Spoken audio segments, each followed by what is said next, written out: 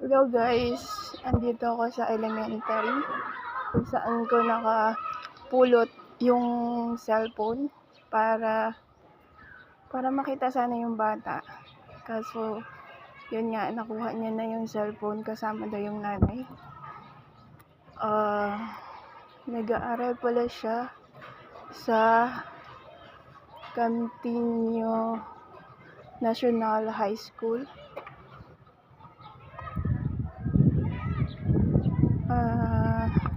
Kahit hindi ko man po na-meet yung batang yun, nagpasalamat yung batang yun sa Facebook ko.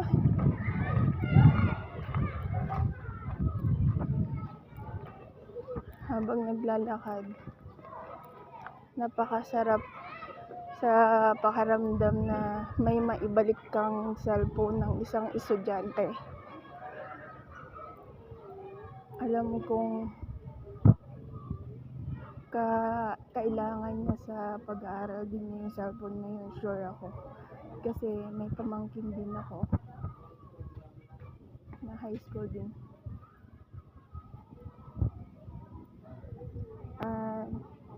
Ngayon, pauwi na rin ako. Pumunta lang ako sa office para malaman kung nakuha na talaga yung cellphone.